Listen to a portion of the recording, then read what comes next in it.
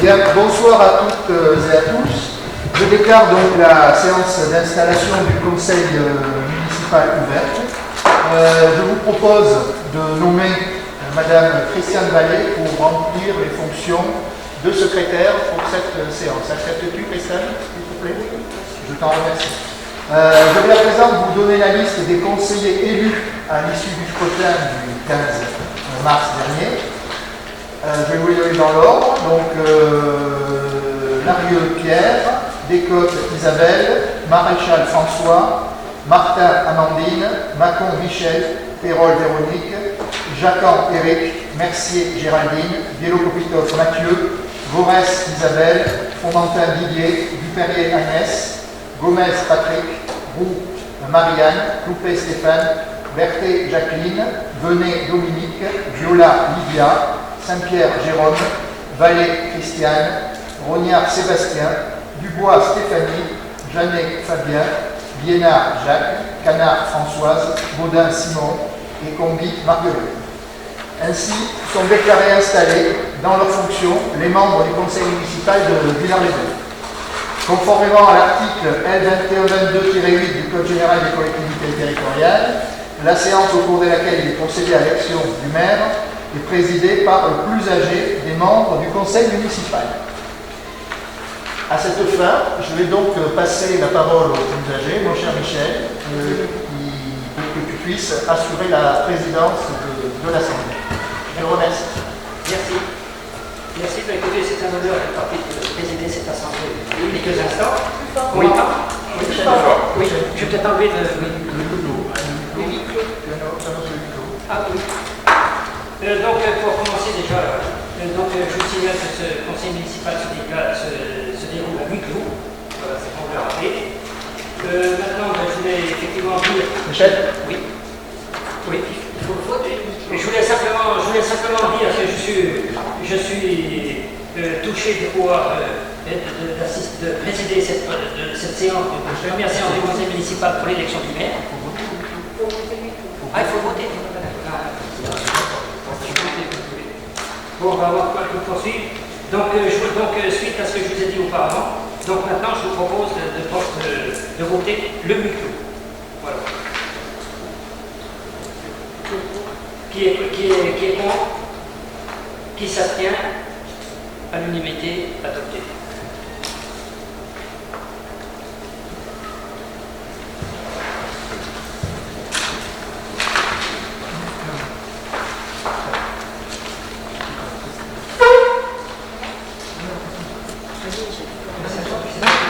C'est à moi de parler.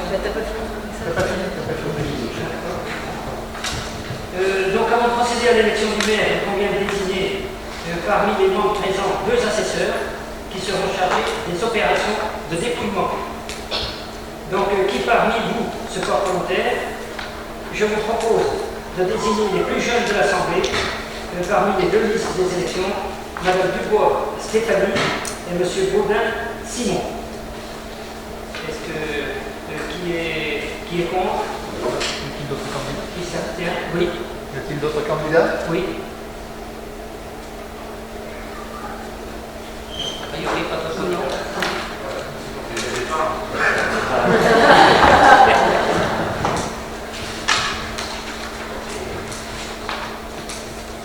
Donc maintenant, je vais laisser la secrétaire procéder à l'appel nominatif des membres du conseil.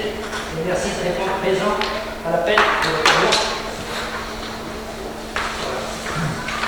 Bonsoir mesdames, bonsoir messieurs. Alors, Plus fort.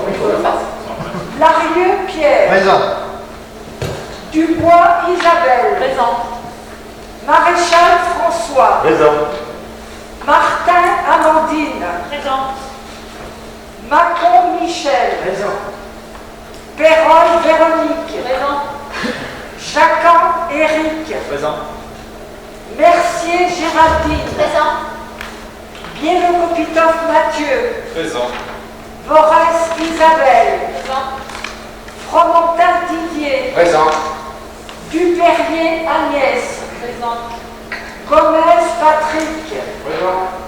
Roux Marie-Anne. Cloupet Stéphane. Présent. Berthet Berthet Jacqueline.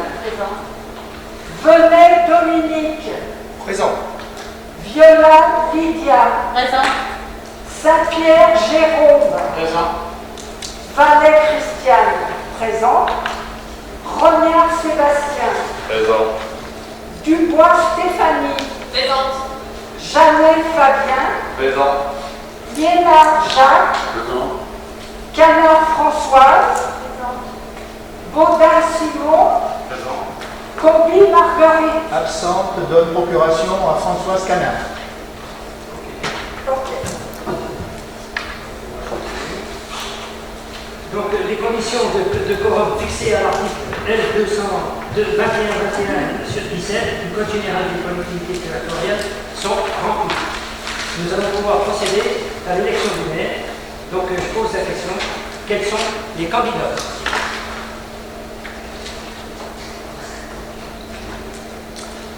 Je suis candidat. Merci. Donc, y a-t-il, Pierre Larieux est déclaré candidat, y a-t-il d'autres candidats dans la salle?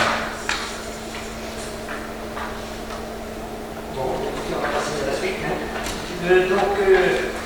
Les assesseurs, normalement, vont prendre place ce soir de la table de vote, c'est ça?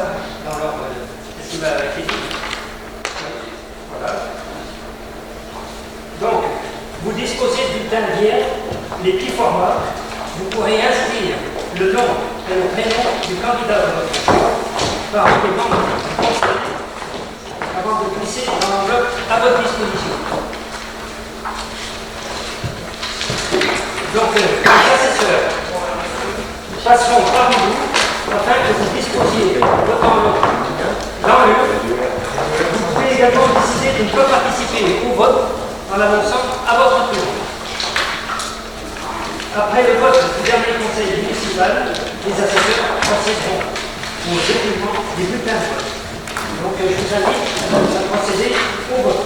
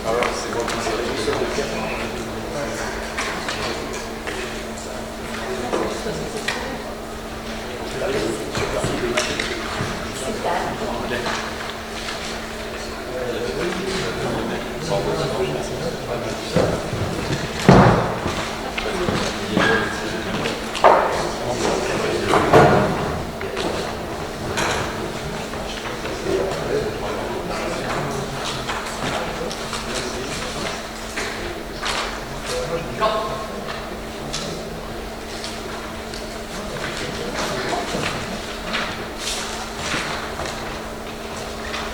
Blanc.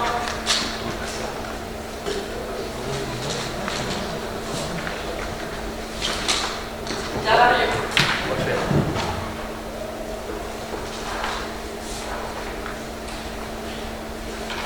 Cavalier.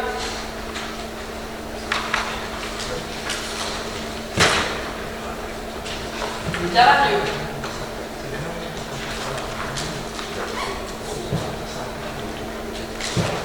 Cavalier.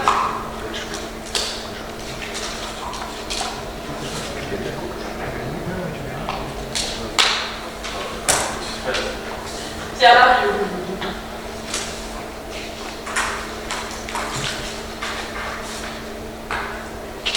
Cavalier.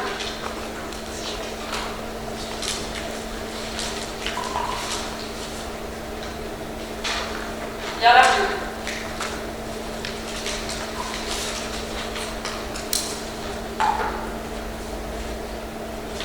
Cavalier.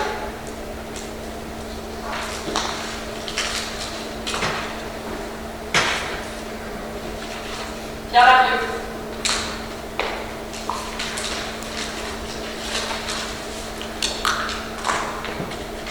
Blanc.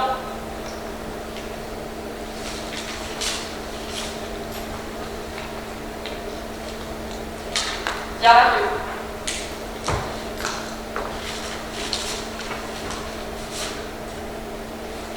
Cavalier.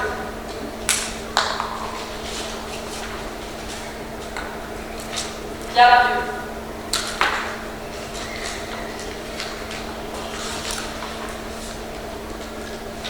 Cavalier. Cavalier.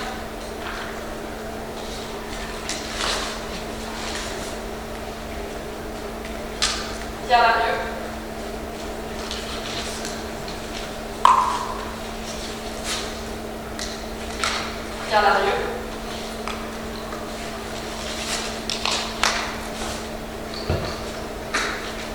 Cavalier.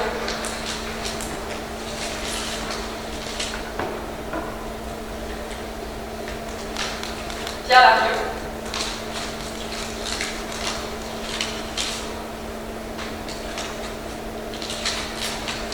Cavalier.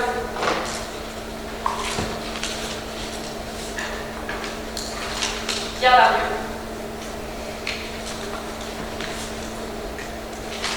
Cavalier.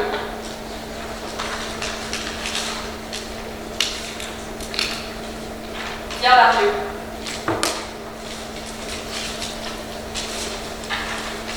Cavalier.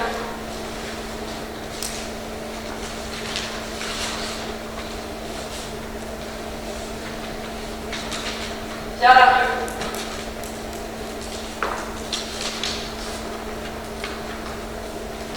Blanc.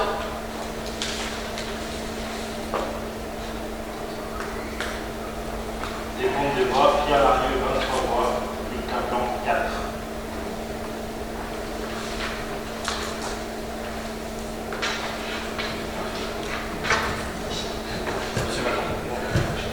Donc, blanc 4, et je répète le nombre des 23 Pierre Larieux, c'est ça. Donc, je considère que le vote est valable et je pense que Pierre Larieux est élu maire de Villars-les-Grands au premier tour du scrutin, avec la majorité. Merci. Merci à tous.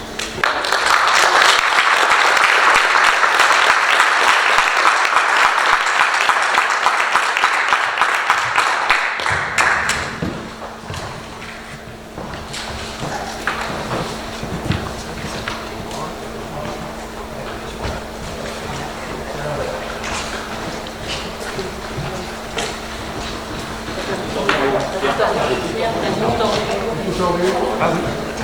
Non, vous n'êtes pas député. Non, c'est là, voter, c'est bleu. Non, non, c'est bien comme ça.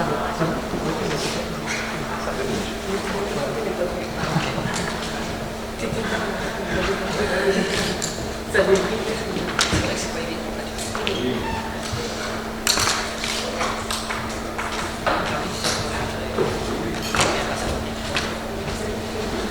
Ouais. C'est bien. Oui, c'est vrai.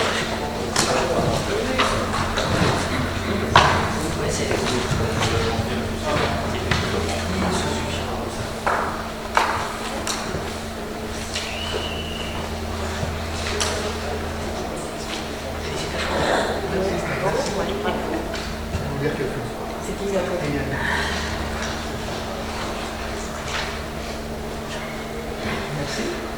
Merci aux assesseurs. Et bien, écoutez, je vais quand même vous lire quelques mots à l'issue de cette élection. Dont vous venez donc m'élire votre maire pour les 6 prochaines années. Évidemment, je vous en remercie vivement à tous. C'est pour moi un très grand honneur d'assurer cette charge, même s'il s'agit d'un second mandat, la fierté d'assurer à nouveau cette responsabilité toujours présente.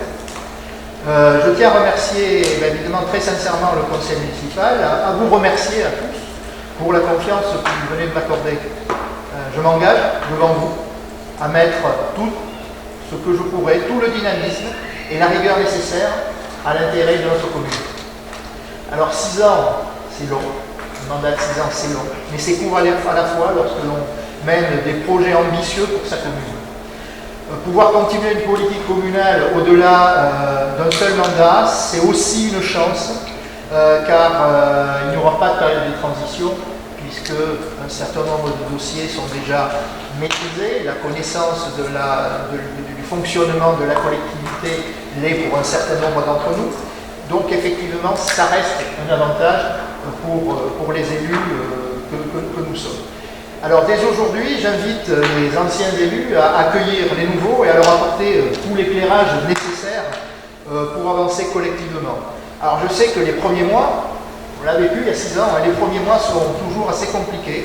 C'est la découverte d'un nouveau monde, de la réglementation, des procédures, des méthodes de fonctionnement, les commissions, le conseil municipal, les conseils communautaires et autres participations à des syndicats. Mais rassurez-vous, ce n'est pas insurmontable. Donc je crois qu'on sera capable de faire des belles choses ensemble. Je suis persuadé que nous pourrons travailler ensemble, tous ensemble les 27, avec comme objectif de pouvoir améliorer sans cesse les conditions de vie de notre territoire. Un territoire vivant, comme se plaisait à dire notre regretté président de la communauté de communes de la Dombe, Michel Girel, un territoire vivant, c'est-à-dire un territoire où l'on peut habiter, travailler et se divertir. Je pense que cet objectif-là est un objectif que l'on peut, au-delà de toutes les différences, au-delà de tous les positionnements et divers clivages qui peuvent exister, converger dans ce sens-là. Nous avons la chance de vivre dans une commune qui possède de nombreux atouts. Alors bon, on a des transports, on a des écoles, on a des services, mais Villars est d'une ville centre, bien située, et ça, je crois qu'il faut pouvoir le valoriser. La démographie régionale apportera inévitablement d'importants changements dans les prochaines décennies. Il faut s'y préparer, que ce soit à Villars ou plus généralement donc, les communes centres comme Châtillon, comme Villars, comme Saint-André, Chalamont également, doivent porter et développer le projet de territoire qui a commencé à se mettre en place, sans oublier les communes d'une taille plus modeste qui nous entourent. Nous ne serons pas toujours d'accord sur tout, c'est une évidence. Nous sommes un groupe de 27. Mais l'essentiel, c'est que nous puissions, par notre diversité, apporter et avancer sur les projets. Et sachant que la diversité est toujours porteuse de progrès, et je compte bien sur la solidarité de chacun pour arriver à ce que ce mandat soit un mandat réussi. Et évidemment, un mandat réussi pour un territoire maîtrisé par nous, et un territoire sur lequel il fait bon vivre. Gardons à l'esprit que nos réflexions, nos décisions, nos actions doivent être tournées dans un seul but, c'est notre engagement commun pour la commune, sa population et pour la communauté de communes de la Dombe. Je vous remercie encore et je vous dirai pour terminer, allez maintenant au boulot, messieurs, dames. Merci pour votre attention.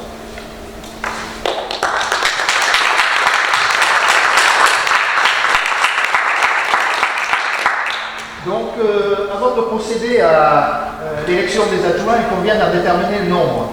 Le Code général des collectivités définit que le nombre maximum d'adjoints est limité à 30% de l'effectif du conseil municipal. Donc 30% de 27, ça fait un peu plus de 8. Donc aujourd'hui, ce que je vous propose, c'est de fixer le nombre d'adjoints au maire à 7. Sur cette proposition, eh bien, je vous demanderai de voter. Qui est contre le fait de désigner 7 adjoints? Qui s'abstient? Je vous remercie. Adopté à l'unanimité, moins 4 abstentions, c'est-à-dire les 3 plus le pouvoir. Nous allons donc à présent pouvoir procéder à l'élection des adjoints. Je vous rappelle que les adjoints sont élus au scrutin secret, comme on vient de le faire pour le maire, à la majorité absolue, sans panachage ni vote préférentiel, parmi les membres du conseil municipal. Alors, il peut y avoir des listes. Effectivement, il y a une liste que je peux vous proposer et que M. Maréchal va vous présenter. Mais également, y a-t-il d'autres listes qui souhaitent aujourd'hui se présenter? D'après ce que j'ai pu comprendre, il n'y en a pas d'autres. Donc, François, je te laisse la parole pour présenter la liste de candidats. Présenter donc la liste des adjoints.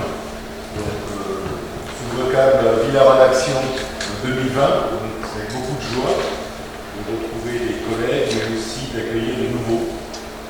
C'est aussi la force de changement, de nouvelles idées, de pouvoir exécuter. L'adjoint, il exécute beaucoup, mais il ne faut pas oublier, comme l'a rappelé M. le maire, que les 27, c'est conseil municipal, et du 27, des 27 doit jaillir différentes thématiques à aborder. Les adjoints sont plus des animateurs. Donc, je suis très content de donner cette liste d'adjoints. Je vais vous en faire lecture. Donc, François Maréchal, premier adjoint délégué au développement urbain et à la culture. Isabelle Dubois, Madame Isabelle Dubois, deuxième adjointe, déléguée aux finances et au marché public. Troisième adjoint, M. Bielokopitov Mathieu, adjoint délégué aux affaires scolaires et à la jeunesse. Quatrième adjoint, Madame Martha Amandine, adjointe déléguée à l'action sociale. Cinquième adjoint, M. Wacom Michel, adjoint délégué à la sécurité et aux relations avec les associations.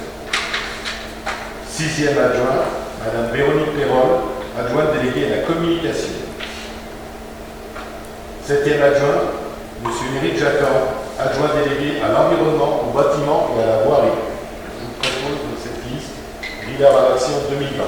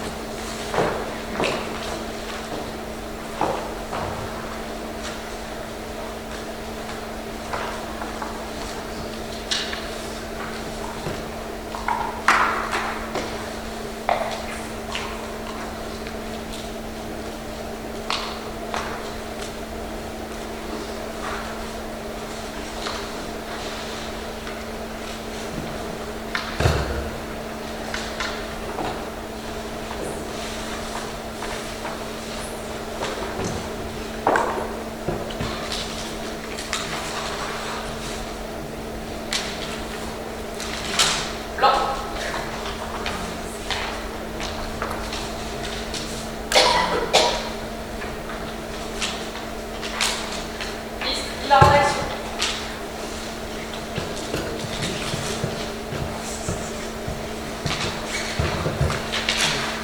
Liste de bilan rédaction.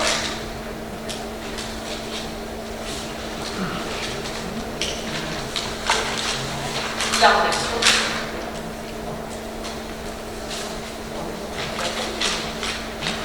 Bilan rédaction.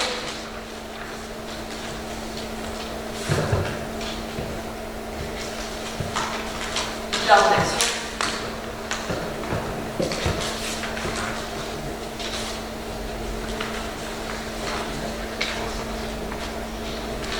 Blanc.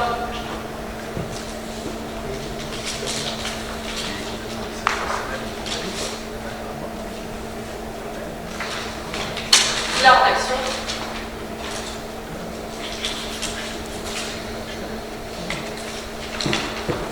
Bilan rédaction.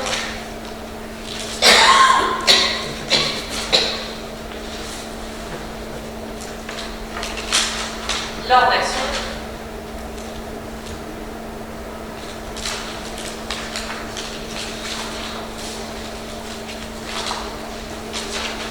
Bilan rédaction.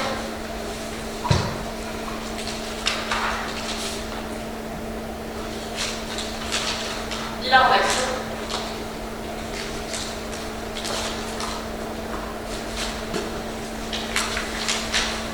Bilan rédaction.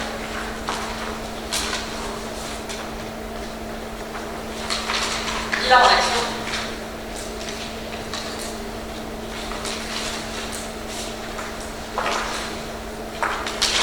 Bilan rédaction.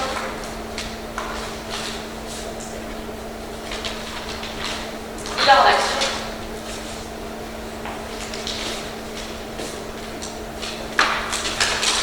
Bilan rédaction.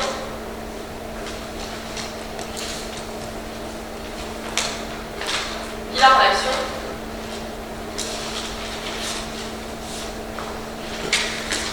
Blanc.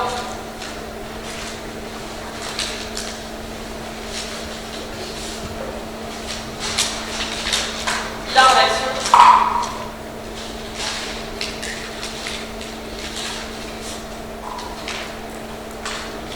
Blanc.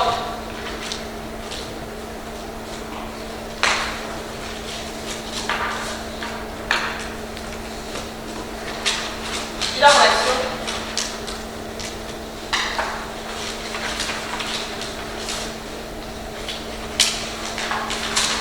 Bilan rédaction.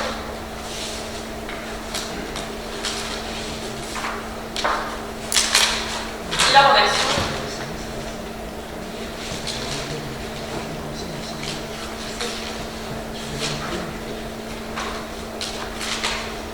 Bilan rédaction.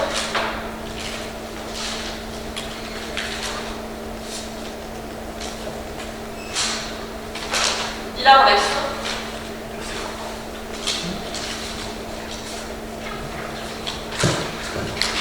Bilan rédaction.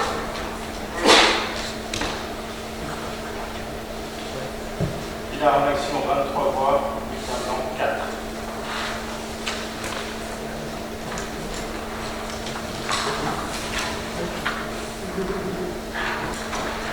Bien. Donc, la liste bilan en action et les adjoints donc élus avec 24 voix pour, 23 pardon, et 4 abstentions.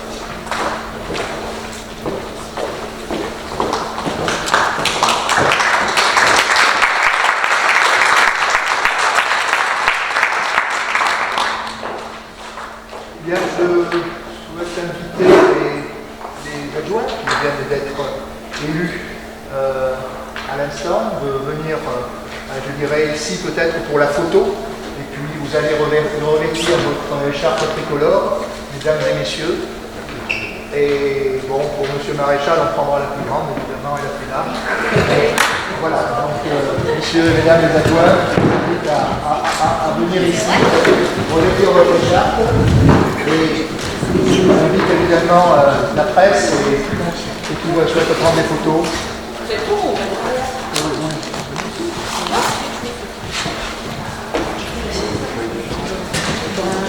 Je pense que Devant, c'est mieux, non? Devant, c'est mieux. Pierre. Devant, c'est mieux, comme ça, les femmes. Voilà, si vous voulez. Ouais, parce que comme ça, on va enlever le masque, s'écarte un peu. Alors, le masque.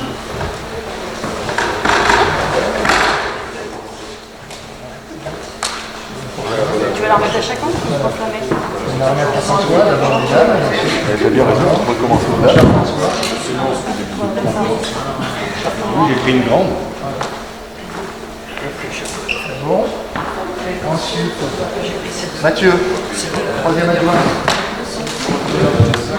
Mathieu, je suis désolé, je te mets un truc qui n'est pas joli. Ah oui, il est joli. Elle est nouvelle celle-là. Vous les avez pas trouvés, Vincent? Vous ne l'avez pas trouvé. Voilà. C'est pas moi. Oui. Voilà. Ensuite, pour... Non, et on va le mettre au nouveau, moi je peux Amandine. Allez, Amandine. Non,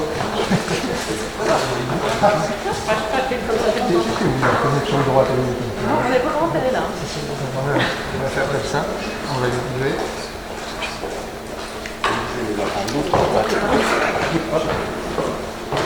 Voilà. C'est bien, c'est qu'il a pas de place.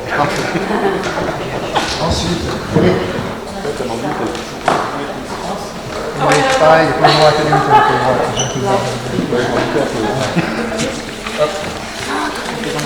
Allez, vas-y, c'est un peu fragile. Voilà. Allez, à toi. Je vais te mettre à la bonne épaule. C'est toujours le même problème. Je vais y arriver. Et Michel. Voilà. L'épaule droite. J'aurais mis la mettre sur l'épaule gauche, mais ça se fait pas. On ne peut pas faire ça la même.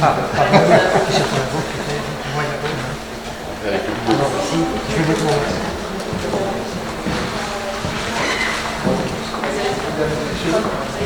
Allez-vous Michel.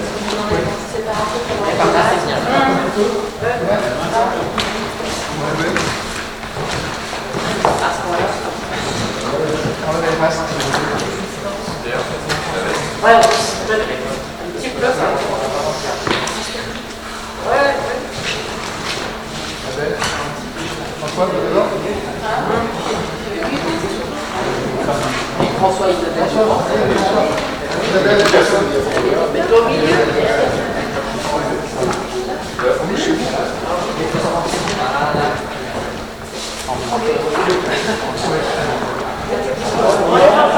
Captez-vous un peu.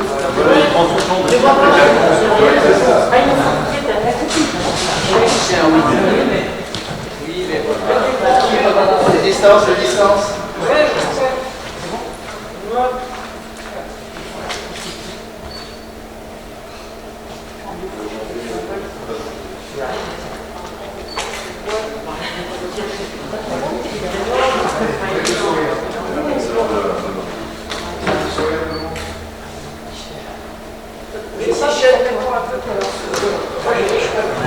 Voilà, stop. Ah, ben voilà. Ben voilà.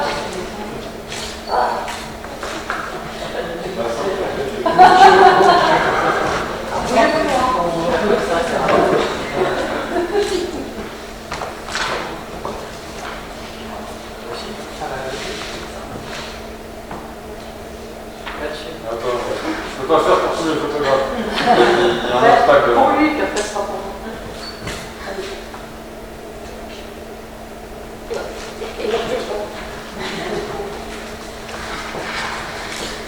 Plus loin pour les clients. Merci. Ah, ouais, sinon, on va voir.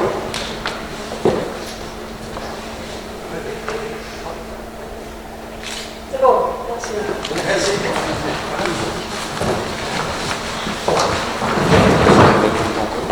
J'ai changé d'équilibre, je vais laisser la bonne. Je vais la remettre à la sacoche. Parce que c'est la sacoche de la pharmacie. Je vais pas la remettre dans la sacoche.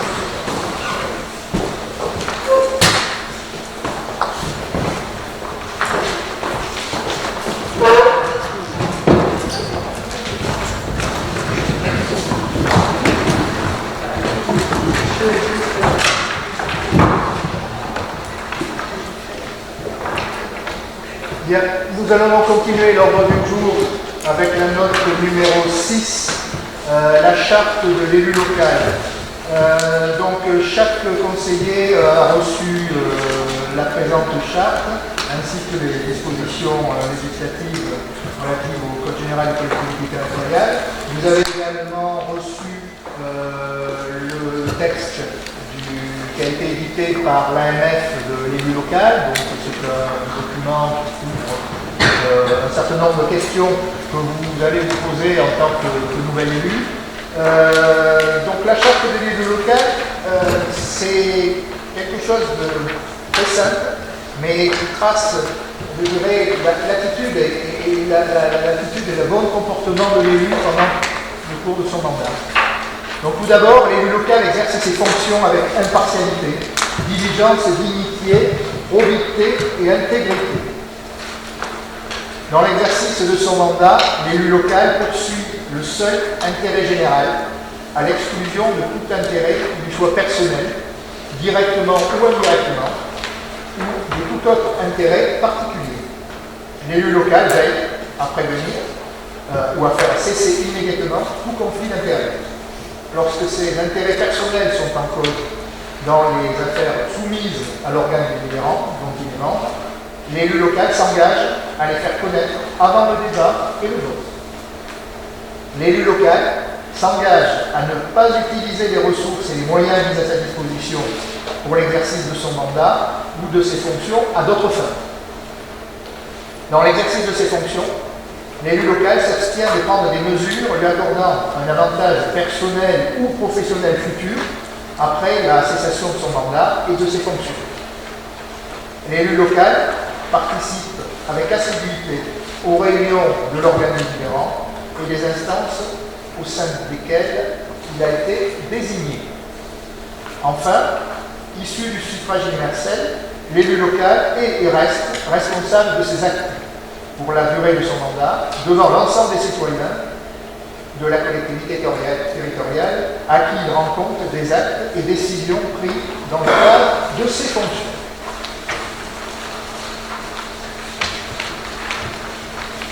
Voilà cette charte que je vous invite à méditer et à vous faire voter. Le point suivant et dernier concerne la délégation du conseil au maire. Considérant que pour faciliter la bonne marche de l'administration communale, il convient de donner au maire une partie des délégations qui sont prévues par l'article 21-22-22 du Code général des collectivités territoriales. Alors, le conseil municipal, par délégation,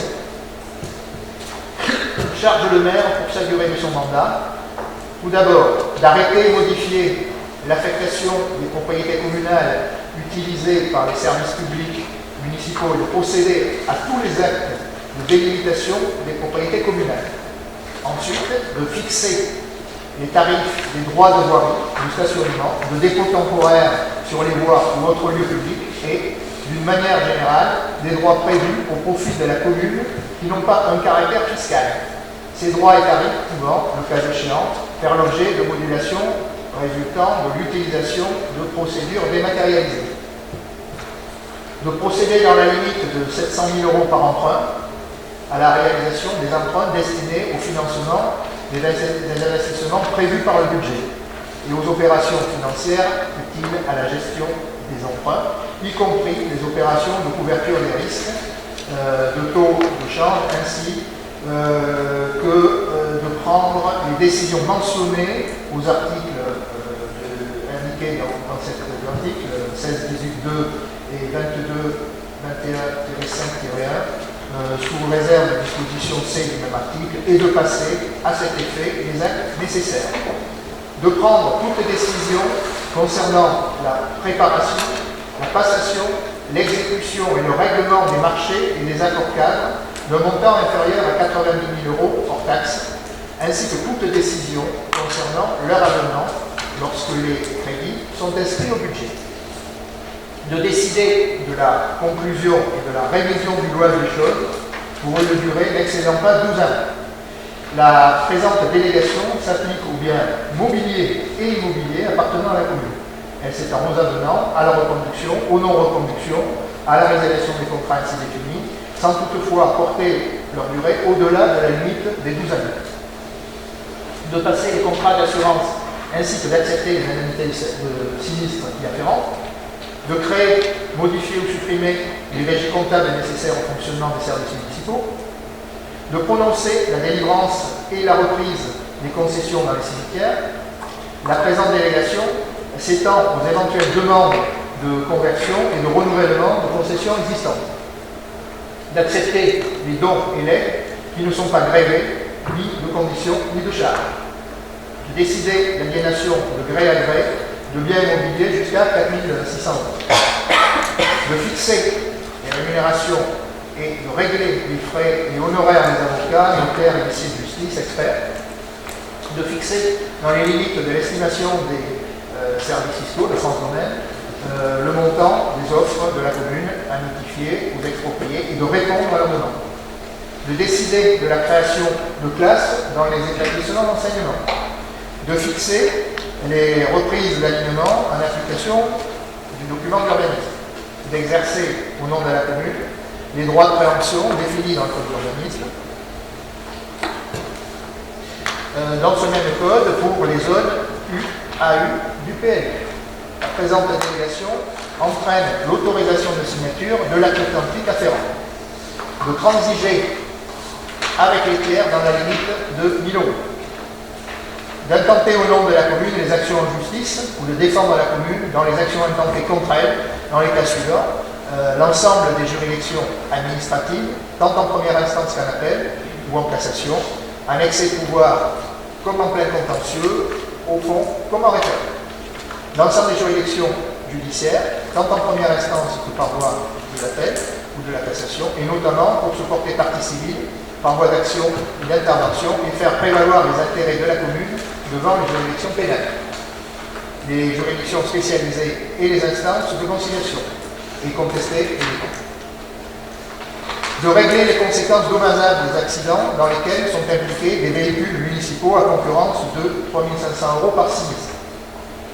De donner, en application de l'article L324-1 du Code de l'urbanisme, l'avis de la commune préalablement aux opérations menées par un établissement public foncier local. De signer la convention prévue par l'avant-dernier alinéa de l'article L314-4 du Code de l'urbanisme, précisant les conditions dans lesquelles un constructeur participe au coût d'équipement d'une zone d'aménagement concertée, et de signer la convention prévue qui précise les conditions dans lesquelles un propriétaire peut verser la participation pour voirie et réseau. Le plus, pour simplifier. De réaliser des lignes de trésorerie sur la base d'un montant maximum de 700 000 € par an. D'exercer ou de déléguer en application de l'article L214-1 du Code de l'urbanisme au nom de la commune dans toutes les zones UAU et PLU un droit de préemption défini par le même article. D'exercer au nom de la commune le droit de propriété défini aux articles L240-1 à L240-3 du Code de l'urbanisme, ou de déléguer l'exercice de ce droit en application du même article dans les zones U au PLU. De prendre les décisions mentionnées aux articles L523-4 et L523-5 du Code du patrimoine relatives à la réalisation des diagnostics d'archéologie préventive qui peuvent être inscrits pour les opérations d'aménagement ou de travaux sur le territoire de la commune. D'autoriser au nom de la commune le renouvellement de l'adhésion aux associations dont elle est membre, les associations d'élus typiquement. De demander à tout organisme financeur l'attribution de subventions pour tous les projets d'investissement inscrits au budget. Et enfin, de procéder au dépôt des demandes d'autorisation d'urbanisme relatives à la démolition, à la transformation ou à l'édification de bâtiments et de biens communaux. Eh bien, avez-vous des remarques là-dessus? Bon, c'est un petit peu dense, je vous l'accorde. Là aussi, je vous laisse digérer ces délégations qui sont accordées au maire.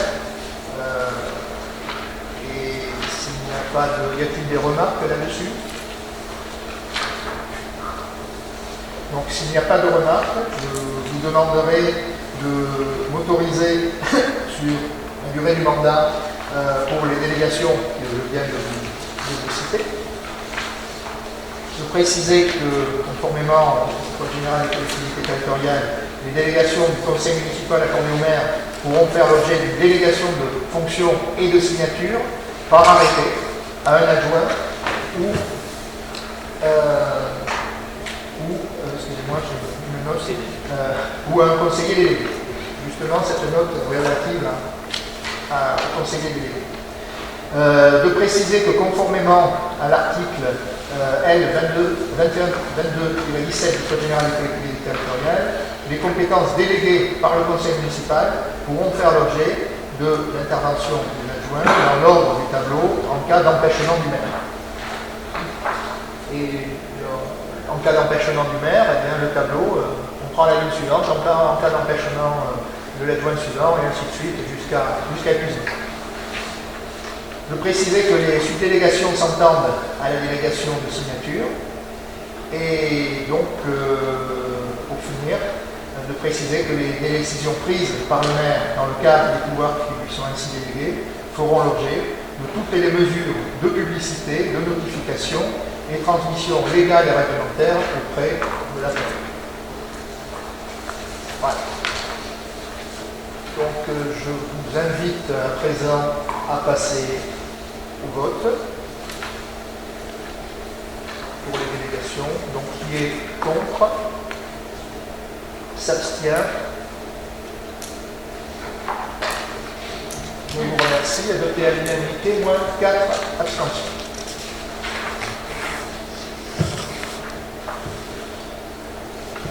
Alors, ainsi s'achève l'ordre du jour. J'aurai des informations à vous transmettre, néanmoins. En fait, finalement, je suis très heureux que enfin, la démocratie locale reprenne ses droits parce que c'est une bonne chose. Ça fait 2 mois après l'élection qui se sont écoulés et aujourd'hui, je crois qu'il est important que l'on reprenne je dirais, contact et qu'on commence à travailler ensemble. Il est urgent pour cela de le préciser. Dès à présent, je voudrais vous indiquer la date du prochain conseil municipal, donc qui sera le 16 juin. Donc le 16 juin, on en profitera pour constituer les diverses commissions et puis également de préciser que ce jour-là, un conseiller municipal délégué sera nommé, puisque ce n'est pas à l'ordre du jour de la première séance, mais lors de ce jour-là, il y aura donc un conseiller municipal délégué qui sera nommé. Je m'étais déjà engagé là-dessus lors de la campagne des élections municipales et je tiens mes engagements à 100%. Alors comme information, vous savez que depuis les 2 mois qui ont passé, ça a bougé quand même à Villars, même si beaucoup de gens ont été enfermés chez eux. La première des choses qui nous sont tombées dessus, excusez-moi l'expression, c'est eh bien, on a eu le droit à une belle explosion du bureau de poste. Donc ce bureau de poste, c'était une attaque du DAB, du distributeur automatique de billets. Et cette attaque, évidemment, s'est soldée pour les malfaiteurs par un échec, mais malheureusement par des dégâts extrêmement importants au niveau du bureau de poste. Alors je voulais quand même vous informer de ce qu'il en était parce que nous avons très rapidement fait intervenir un expert pour faire un diagnostic du bâtiment. Et ce diagnostic bâtiment, malgré les dégâts impressionnants, eh bien, les dégâts sont finalement peu significatifs sur les infrastructures, ce qui est quand même rassurant. Les murs porteurs et planchers ont peu souffert du souffle de l'explosion. En l'état, il n'y a aucun risque d'effondrement des murs et des planchers. Et donc, lorsque la situation sanitaire ira mieux, nous pourrons réintégrer le bâtiment de la mairie pour tenir les conseils municipaux sans risque d'effondrement. Je tiens à vous rassurer. Par contre, évidemment, il faudra prévoir la reprise complète des cloisons, du doublage. Il y a effectivement des quelques travaux et quelques enlèvements avec une nacelle élévatrice de petits gravats qui pourraient éventuellement tomber sur la voie publique, mais ça, cela va être... Une partie a été faite, et donc rassurez-vous, aujourd'hui, il n'y a plus de risque important pour la population, donc ça a été circonstancié. À terme, la réfection de la façade devra être envisagée, mais bon, ça, je crois que Madame l'adjointe aux finances saura nous dire en temps et heure qu'est-ce qui est adapté pour ça. Donc je tiens aussi à rassurer, parce que vous savez que les bruits courent toujours, la direction régionale que j'ai contactée de la Poste ne prévoit évidemment pas la fermeture du bureau, mais sa réhabilitation complète, après les interventions de tous les experts et assurances de tout poil. Voilà, donc ça c'était le premier point. Évidemment, pendant toute cette période, nous avons continué à travailler, et l'action sociale a justement été très active, puisque il fallait s'enquérir de la situation des personnes les plus fragiles, des personnes isolées, des personnes à mobilité réduite, des personnes âgées. Nous avons donc pu réaliser des enquêtes et leur proposer un accompagnement, et ça grâce à des élus de l'ancien mandat et également des bénévoles. Donc Stéphanie, si tu voulais en dire quelques mots, puisque tu as été pilote dans cette affaire pendant le confinement, je t'en remercie par avance. Oui, comme Pierre vous disait, enfin, vous l'avez vu d'ailleurs, je pense, par Facebook, Internet, bref, on a mis en place un numéro d'appel pour les personnes vulnérables, isolées, alors pour diverses actions, pour la faire la course notamment, et pour passer des appels aussi, pour rompre un petit peu cet isolement. Voilà, il y a plusieurs personnes, donc on a eu plus d'appels, plus de demandes d'appels, en tout cas pour rompre l'isolement, que pour faire les courses, ce qui est plutôt positif, hein, puisque ça veut dire que les gens s'entraident entre eux, la famille, je soutient autour, donc c'est plutôt bien. Voilà, donc je remercie les élus et les membres du CCS qui ont participé à ça, parce qu'il faut le monde aussi pour aller faire des courses, pour sortir et faire le lien avec les gens, donc c'est positif. Également, du fait qu'on n'était pas certain que tout le monde ait l'information, principalement les personnes âgées, on a contacté par téléphone toutes les personnes de 85 ans et plus qui l'ardoisent. Donc ça prend énormément de temps, que ce soit pour les recherches et pour les appels téléphoniques. Donc encore une fois, je remercie les membres du CCS, de l'ancien CCS, et les élus qui ont participé à cette action-là, puisque c'est extrêmement lourd à mobiliser toutes les associations sociales du coin, également pour retrouver les numéros de téléphone, puisqu'il n'y a pas de base qui est existant à ce jour. On s'est constitué un petit peu notre base, ce qui prend énormément de temps.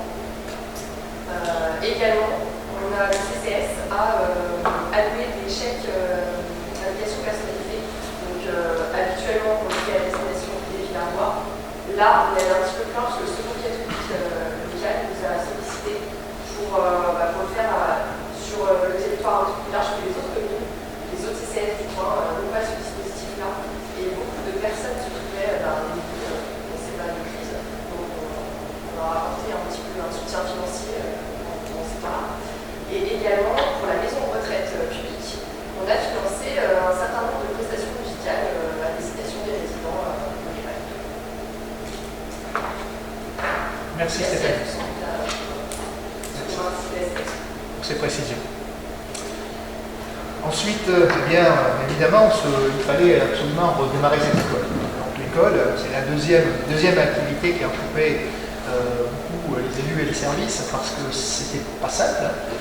Et puis les informations arrivaient du ministère compte-gouttes. Donc vous imaginez que la reprise d'une école avec des informations qui arrivent 3 jours quasiment avant le redémarrage, ça vous demandait que l'on s'y prépare. On avait un certain nombre d'informations, mais pas tout. Donc cette reprise partielle de l'école, elle a eu lieu le 14 mai. Après 2 jours de pré-rentrée, elle s'est très bien passée.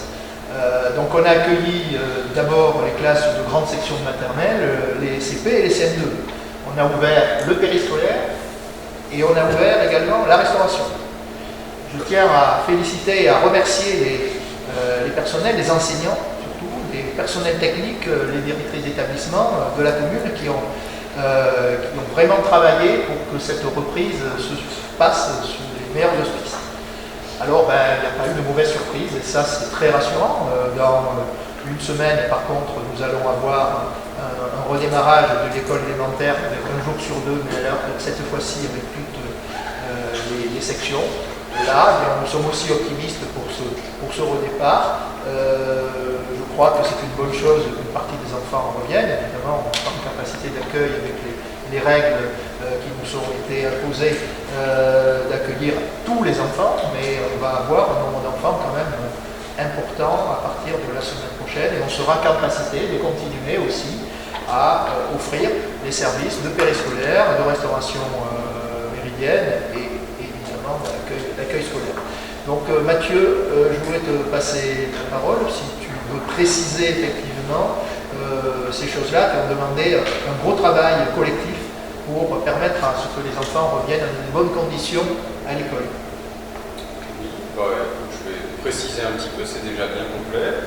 Donc comme Pierre vous l'a rappelé, donc 2 phases. On approche la fin de la première phase qui se terminera vendredi pour démarrer la deuxième phase au 2 juin, mardi prochain.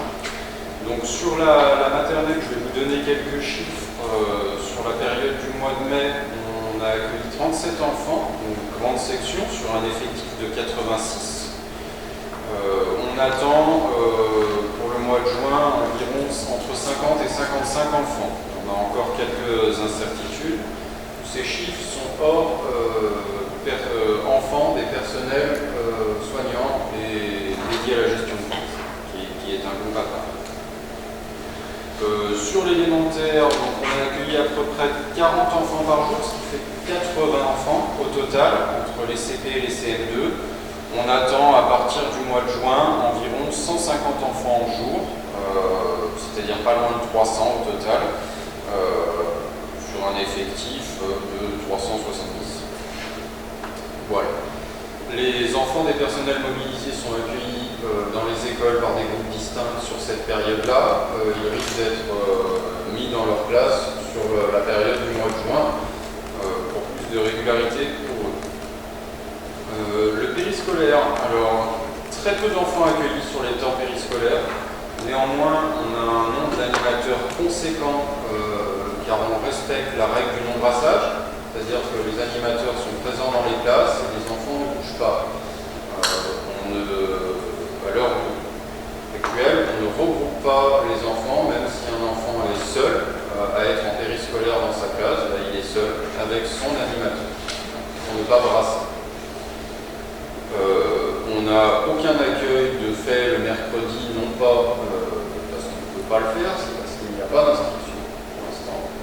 Donc pas de périscolaire le mercredi, mais dès qu'il y aura des inscriptions, on sera à même de le faire. Et on s'occupe des arrivées, des parcours scolaires et de tout ce qui va avec pour le temps méridien. Le temps méridien, on accueillera les enfants en 2 services pour l'élémentaire.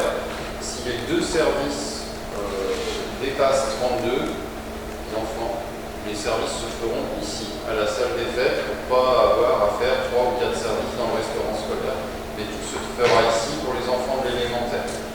En maternelle, on n'a pas de problème, il y a la place et on fait 2 services pour les 50-55 enfants qu'on devra accueillir. Donc tous nos agents sont mobilisés au travail. Les animateurs du centre de loisirs sont aussi présents pour épauler sur le temps périscolaire. C'est à peu près tout. Voilà, si vous avez des questions, je vous écoute.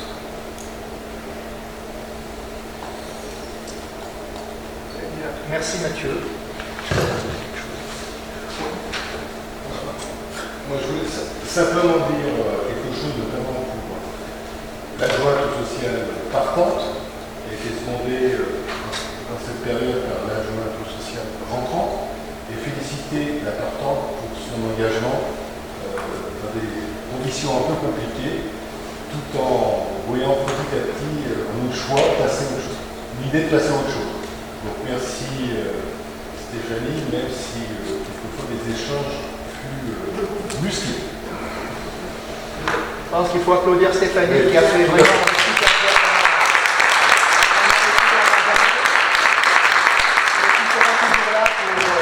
Pour la collectivité, on sait qu'on peut compter sur elle. Elle sera un peu moins disponible, mais je sais qu'elle sera là.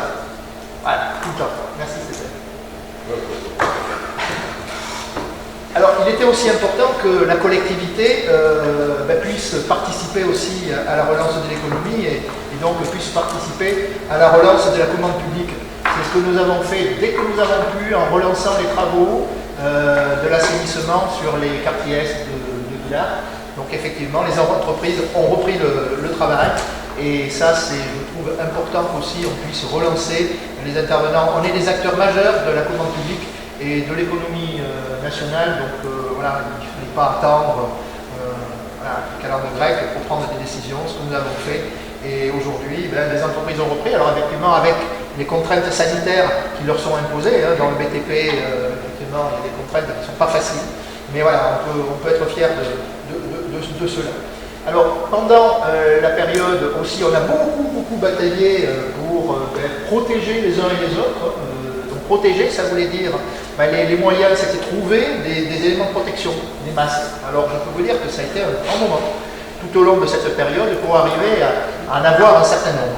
Alors, eh bien, on s'est quand même fédéré aussi avec les collectivités du département, avec le soutien fort de l'Association des maires de France, 01, qui a été omniprésente. Mais la difficulté, c'est que les chemins de distribution n'étaient pas forcément les plus huilés, si je puis dire. Donc ça a été très compliqué. On a pu également commander les masques sur le budget communal, des masques que vous avez autour du museau ce soir.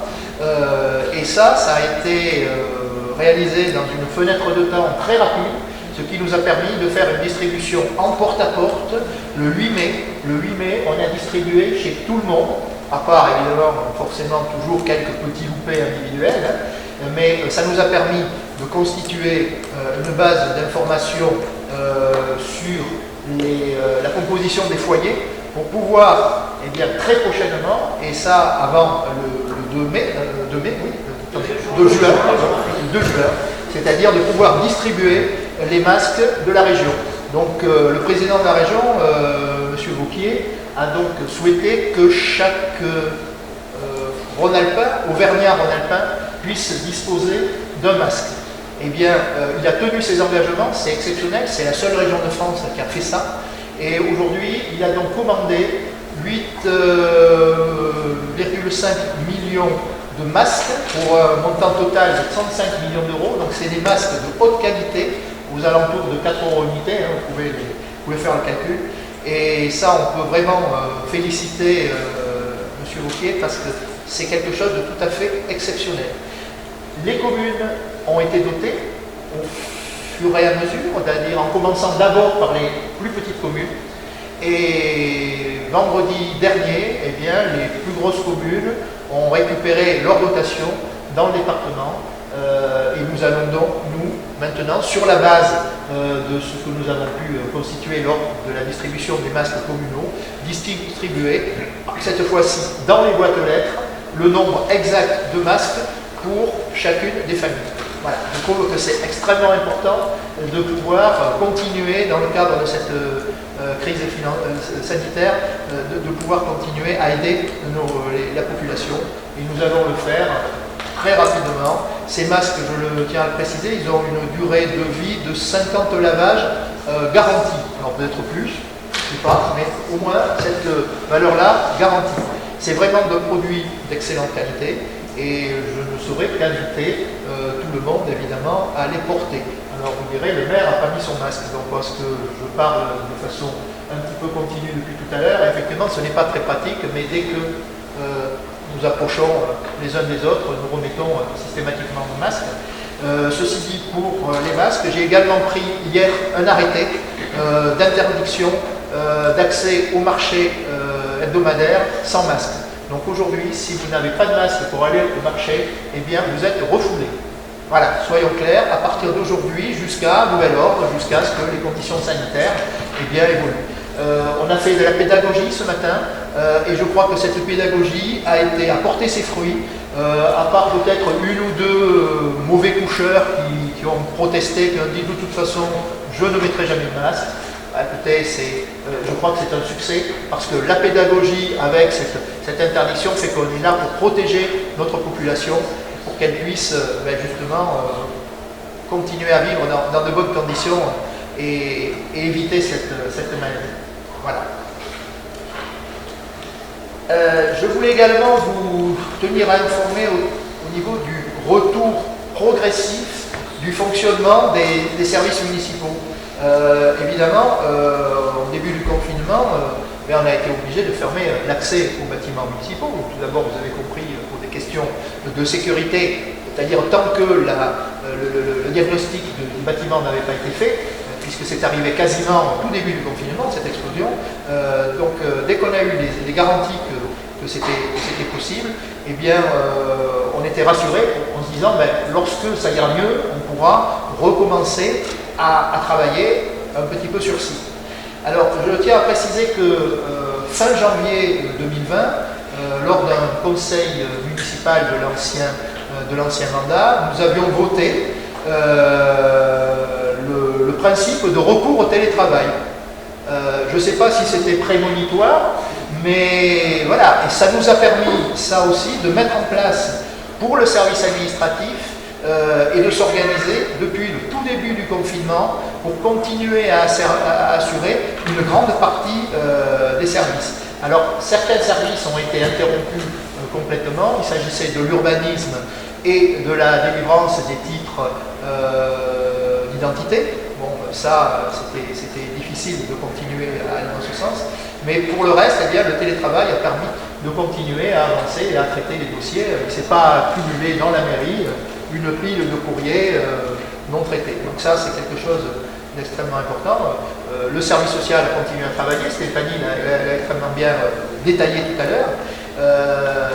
Et pendant ce temps, nous avons également profité pour nous doter de nouveaux outils de communication je pense que tout le monde est au courant de ces outils, l'INUAP en particulier, et d'un outil de visioconférence que nous avons acheté et qui devrait peut-être, au cours de notre mandat, nous permettre de réaliser certaines réunions en visioconférence, même au-delà de la pandémie. Parce qu'effectivement, on peut trouver un intérêt à travailler avec ces outils de communication. Alors, il ne s'agit pas de faire toutes les réunions visio, mais parfois, ça peut arranger un certain nombre de personnes sur une thématique donnée, ou par exemple, une commission où les membres de la commission ne sont pas physiquement tous disponibles, mais on peut se connecter et puis se rencontrer, discuter et travailler. Voilà, donc ce sont des outils qui aujourd'hui sont dans notre giron et que nous allons pouvoir utiliser de façon permanente. L'outil de communication INUAP qui permet à la fois de faire de l'information descendante et montante, de mettre à jour les pages Facebook, de mettre à jour le site internet, c'est vraiment un outil qui nous a beaucoup apporté et qui nous a permis d'assurer aussi auprès de la population, de leur montrer qu'on était présent et qu'on continuait à s'intéresser à eux. Pendant cette période-là, les services techniques, eux, ont travaillé en mode alterné avec des équipes fixes, des horaires décalés pour que les équipes ne se croisent pas, mais ils étaient aussi en effectif réduit pendant une partie du confinement. Aujourd'hui, la mairie redémarre depuis une bonne semaine avec un mode de fonctionnement toujours un petit peu dégradé. Par contre, les services techniques sont aujourd'hui opérationnels en intégralité, donc 100% du personnel en deux groupes avec les horaires décalés sur du plein temps. L'accueil pour les titres d'identité ne se fait pas, se fait uniquement sur rendez-vous depuis cette semaine, donc ça a redémarré. Les instructions d'urbanisme ont également redémarré sans pour autant qu'il y ait de visites et de rendez-vous physiques pour l'instant. Mais les instructions ne sont pas en souffrance. On a eu effectivement une période où les actes étaient bloqués, le travail a été effectué et donc aujourd'hui on revient à peu près sur un régime quasi normal au niveau de l'urbanisme. François, si tu veux préciser quelques points par là-dessus. rapport à ça, il y a eu le gel par rapport à la directive de l'État, c'est-à-dire tout ce qui est traitement des actes, instruction a été gelé pendant quelques temps. Donc le fonds a été repris notamment par l'investissement de Vincent et de Marie-Pierre. À noter quand même, pour l'information, au niveau RH, ce qui a été décidé au niveau de la collectivité, c'est que les personnes sensibles à risque, bien entendu, il y a un certain nombre sont retournés à la mairie après les autres. C'est-à-dire que les personnes à risque ont bien été prises en compte. Aujourd'hui, le traitement repart. Le service ADS au niveau de la communauté de communes n'a pas arrêté. C'est un peu différent, mais pas possible.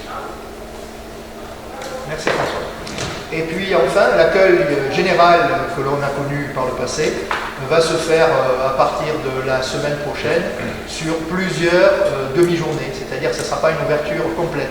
Vincent, vous pouvez préciser à l'Assemblée, s'il vous plaît, l'organisation en termes de jours pour partir de la semaine prochaine? Oui, bien sûr. Effectivement, l'accueil du public a recommencé cette semaine sur rendez-vous uniquement, sur réactivation du service passeport carte d'identité, puisque durant 2 mois, une centaine de rendez-vous ont été annulés, et puis nous avions en instance une centaine également de titres à remettre. Donc nous avons commencé à épurer tout ça. Donc le service passeport carte d'identité reprend en demi-journée uniquement sur rendez-vous. Cette semaine, nous avons également recommencé à ouvrir également sur rendez-vous les autres démarches administratives, mais dès la semaine prochaine, ces autres démarches administratives seront accessibles sans rendez-vous sur des demi-journées, les lundis, mardis, jeudi et vendredi. Donc on aura des journées thématiques, on va dire, qui seront à la fois pour certaines consacrées au titre d'identité et d'autres demi-journées spécifiques consacrées aux autres démarches. Tout ça pour éviter et gérer un flux dans les locaux et s'adapter à l'organisation des équipes qui répondent à un protocole sanitaire validé par le CHSCT. Bien sûr, ces choses évolueront en fonction de la situation et en tout cas, on part sur ce protocole pour les prochaines semaines. Merci Vincent. Avant de terminer, je souhaiterais passer la parole à Isabelle Dubois, qui pourra nous donner quelques informations sur l'activité aussi au niveau de la communauté de communes, qui, pareil, ne s'est pas endormie pendant 2 mois, bien au contraire. Oui, donc effectivement, la communauté de communes s'est tout de suite investie pour l'économie locale. Alors ça a été tout d'abord une annulation de loyer pour les propriétés dont nous sommes propriétaires, à savoir la maison de santé à Chalamont, l'hôtel d'entreprise à Châtillon-sur-Chalaronne et également un bâtiment Créatec à Saint-Trévier-sur-Magnan. Donc nous avons annulé les loyers sur les 3 mois de la pandémie, de mars à mai. Ensuite, la volonté a été aussi de protéger les salariés dès la reprise. Donc nous nous sommes engagés à acheter des masques pour l'ensemble des salariés des entreprises, que ce soit des petites PME, des artisans, des commerçants, mais également dans le domaine de la petite enfance et sans oublier les assistants maternels, parce que c'est vrai que ce sont un petit peu les parents pauvres, donc on y a également pensé. Donc on a fait un premier achat directement et ensuite il y a eu un achat conjoint avec le département de l'Ain. Et également tout récemment, en partenariat avec un tourisme, nous contribuons aussi à la mise en place de chèques loisirs. Alors on sait que les Français ne vont pas partir en vacances à l'étranger cette année. Et notre objectif, en fait, c'est de pouvoir faire connaître notre territoire de la Dombe à nos voisins, la Bourgogne, les Lyonnais.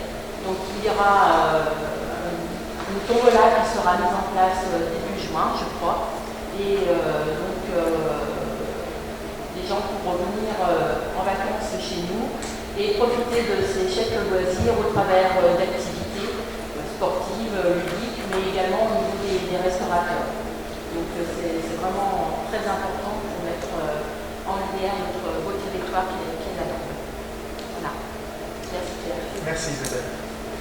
Eh bien, nous arrivons donc au terme de ce premier conseil municipal. Donc je vous rappelle que la date du 16 juin, ici même, à 19h. Et donc je vais vous souhaiter à toutes et à tous une excellente soirée. Prenez soin de vous.